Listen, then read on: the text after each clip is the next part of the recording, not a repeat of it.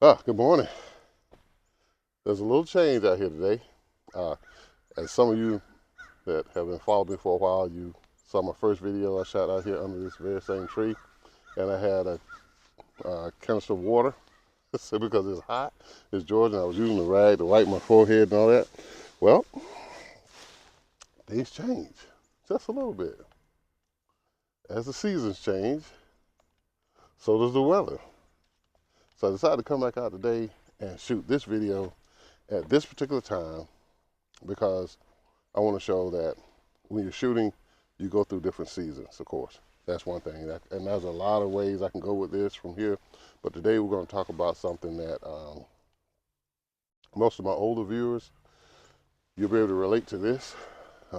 If you let your mind go back down memory lane a little bit, when you would go to visit relatives on the weekends or whatever, there were things that you would see automatically no matter who, who house you pull up to, you would see this. You see that beagle hound come out to greet the car, or maybe a red bone, or blue tick, or a walker. That was a family dog. That dog had a purpose. That purpose was to go out and pursue animals like squirrels, rabbit, raccoon. That's what we did, And you would see that. You would also see chickens running around the yard, game chickens mostly. Uh, and they had a little coop over to the side, 9 times out of 10, and it had little bins in there with straw where the chickens would lay their eggs, and they go up. It would be somebody like me. It would be my job every day to go and gather the eggs, and my mom said always leave one so the chicken would know to come back to it. But she always said the chicken couldn't count past two. So if they have 12 eggs, we can get 10 of them out and leave two in there, you know. Uh, and then there was something in the back. There was a wooden fence, and in that wooden fence, you would hear the oink or the squeal or whatever. That was the family pig. And you older heads know what I'm talking about. That pig had a purpose. We were not allowed to name the pig. We were not allowed to play with the pig. We were only supposed to feed it and keep an eye on it, make sure it stayed in that pen. And on a day like today, when the temperature drops, that pig would be in trouble because that was his sole purpose. They would feed it for sometimes 8 months to maybe 18 months, depending on the size it grew to. But as soon as that cold weather hit, that was that pig's purpose. Now that's the root of what I want to talk about today. The reason that this came to mind was when I was about, I think I may have been um, 9 years old, maybe 8 or 9, and we had just finished with that pig and his purpose, and our weapon of choice was a 22 rifle. And I remember as a kid, I thought, well, as soon as you pull the trigger on a rifle, the bullet was where it was supposed to be, no matter how far or whatever. And as I got older and I started looking into things and realizing that everything, no matter how quick it seems to the human eye, it takes time for everything to get somewhere. Even I think electricity travels at the same speed as light, and I remember somewhere it was told that electricity was like this. If someone in California hit a light switch and someone in Georgia had their hand on the power line, they had maybe 3.4 seconds to let it go before the electricity actually made it to Georgia. So that's how fast electricity and light travel. A bullet doesn't travel that fast. So I remember we asked my dad, how fast does a bullet travel? And I remember his answer because my dad, he from the old school, and I was just as I get older, I get more impressed with the knowledge that he had. That lets me know that no matter what your education level, no matter what you've been through in life, you can always learn. And I remember he told us, he said, a bullet is like a car. It takes off from zero and maybe gets up to 50, 60, 70 miles per hour, and then it starts to slow back down from 70 to 60 to 50, like that. Um, but the one thing he said that really caught my attention was he said that a bullet, when it comes out of the barrel, is spinning. Now that I couldn't wrap my young mind around. How does a bullet spin and come out of a barrel so fast? You know, I'm sitting here watching him shoot at a animal or whatever, a target, and as soon as he pulls that trigger, that bullet's 30 yards away. So how did it have time to spin? I just couldn't wrap my mind around that. So as I got older and I got more involved with shooting, then there's something, you know, that I was introduced to. It's called a twist ratio on your barrel. So today what I want to talk about is that twist ratio on that barrel. So my dad, even having to quit school in the 3rd grade to go to work to help his family, he had that knowledge at that time that's what that bullet was doing when it was coming out of that barrel. And I had several discussions about the speed of the bullet, but I will say this, keep researching that, because, you know, you look at the box of bullets, it says velocity. Velocity may be 1,300 feet per second, it may be 2,700 feet per second, it may be 3,000 feet per second. But velocity can only be interchanged with speed when the object is not changing direction. Okay, now, anyway, back to what we were talking about. I set up out here today to kind of give you a demonstration on how you can measure that twist ratio on that barrel. Okay, and what I have here is I have a, let me see if I can get close enough. Oh yeah, also, I had water the last time I was out here, right? Today, hot chocolate. That's the difference of the season. Now, I've removed all the ammo and even the clip and all that, and the bolt from this rifle. And I want to show you what I have here. I have a cleaning rod. Okay. All right. And with this cleaning rod, I want to show you, if you can see it. See my marking right here? I marked this spot on the cleaning rod, and I marked this spot on the rod itself. So what I'm going to do, this is a one-piece cleaning rod. As you can see, it's one solid piece, and I have a wire brush inside the barrel. See if I can get you in close enough to see exactly what I'm going to do here. And okay, let's see here.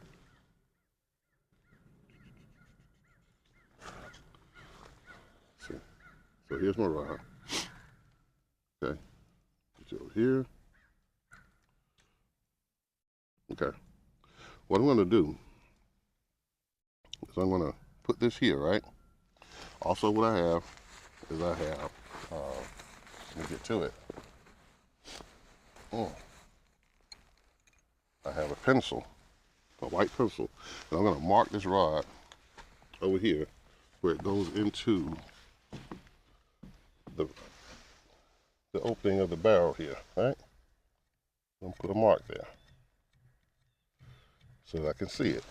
Now, at that, so I've got that marked. I have this marked here. So the cleaning rod here. I have that marked, right? And now what I'm going to do is I'm going to hold this piece still, but push it straight into the barrel. And then what you'll see is this piece here, this right here is going to spin, right? So as I do that, well, the goal is to let this go all the way around and come back to this mark again. Now when that comes back to that mark, then I'm going to mark this area up here again with another white mark. And then when I get through, I'm going to measure the distance between those two, and that should give me my twist ratio on the barrel.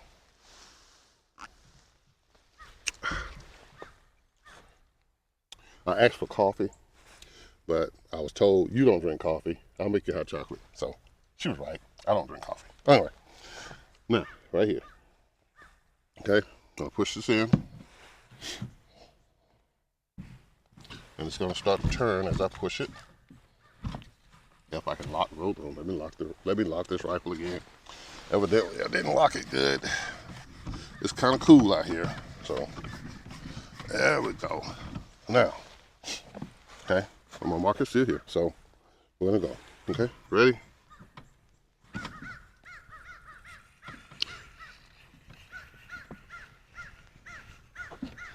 All right, and we made one complete revolution right there. So now I'm going to take this pencil and I'm going to mark my second mark. If I can remember where I put the pencil. Mark my second mark. Right here. Okay? Now, to make it easier to pull this thing out, I'm just going to go ahead and finish the process of pushing this brush all the way through the barrel. Okay? And come back to it with it. Now, what you have is, now I can turn this to where that mark is there. And I should see two white marks. You can see one here, all right, and one here. Now, that's how far I pushed this rod into the barrel before it made a complete turn. Now, what I'm going to do is I'm going to have to go to my vehicle over here and get a measuring tape, and I'll measure the distance between that, and that will tell me what my twist ratio is on that barrel, which means that's how far that bullet is going to travel before it makes a complete revolution, right? Okay, we have a measuring tape here. Now, my professor in school would actually get upset with me if I use this tip, this measuring tape to measure, because it's not a true measurement, he'll say, because this little piece moves. So I get used to using this, starting with the 1 inch mark. So just remember to deduct that 1 inch from it. So what I'm going to do, I'm going to line this up here. And if you see it, you see that's approximately, really, depends on, I guess, where I tilt the, I'll just do it like this, it'll be easier to understand, make it easier to read. Okay, here we go. Boom. There's my first mark, right there. And my second mark is right there.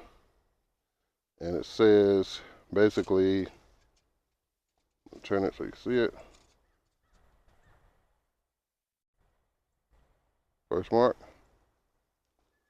Second mark is like 9 1/4, which in reality is going to be more of a 9 inch. It's 1 in 9 twist on that barrel. Because it's going to say when I put it there, it's 9 1/8. So, looking at 1 in 9 twist on that barrel. So that means that for this rifle,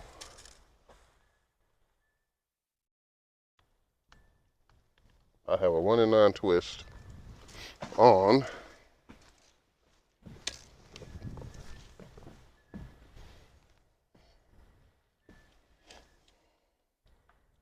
a 22-inch barrel, which means that when that bullet leaves, before that bullet leaves the barrel, it's going to twist about it'll make like 2.2 revolutions, I think, because you can't go by the length of the barrel because the bullet is actually going to be inside the barrel a little bit. So you're going to lose about 1 inch there. So with the 22-inch barrel, you're probably using about 20 inches. And of course, 2 times 9 is 18. And so it's going to travel at least 18 and 2. So roughly 2.25, maybe 2.2 twists on that bullet before it leaves the barrel. That gives it a spiral. So, and this is a 223.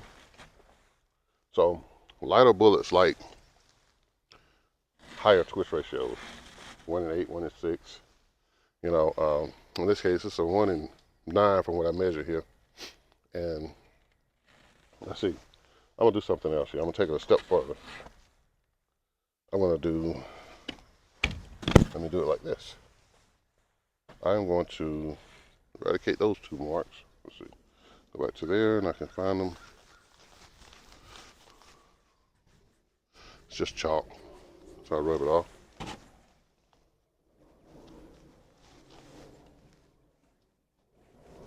Rub that off. Let me dry it off real quick with my jacket here.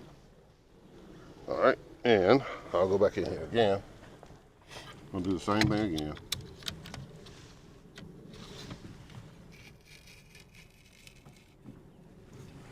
Okay, line those 2 marks up. And mark it here. Okay, I got that mark. And then I'm gonna come back, go around.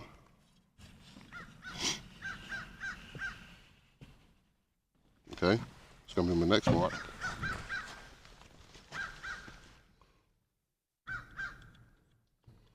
Okay, and then I'll go around again.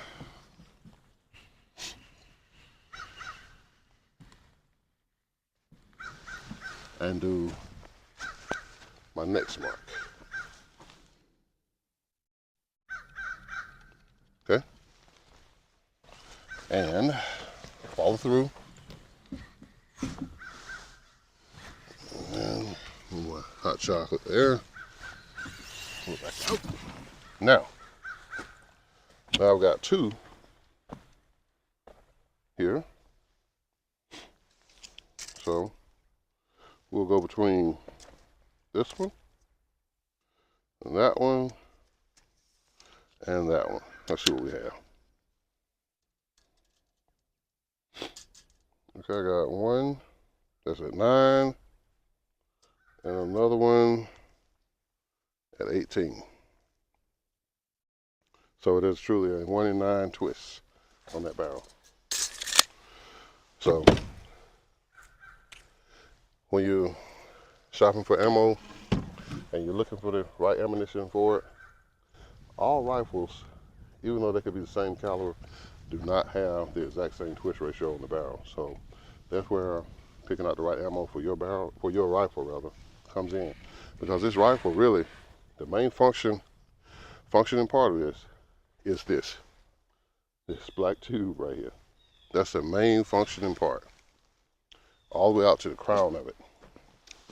This crown has to be in good shape. You know, that crown has to be in good shape, and that's what keeps all your accuracy in your rifle. And it actually kind of tells you what ammo you can and can't use with that rifle to make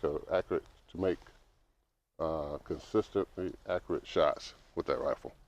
So I hope that tip helps. To all you out there that have been with me from the time I first started, my very first video was shot right here under this tree.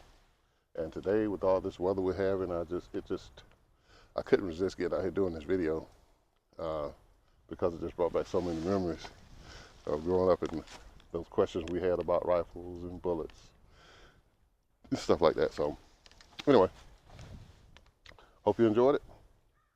I hope that helps you out. Know the twist ratio in your barrel, and it'll help you pick out the right ammunition, whether you need to go lighter, heavier, higher velocity, lower velocity. It all plays out in that tube. All right, till next time, tell your friends, hit that subscribe button. We'll see you later.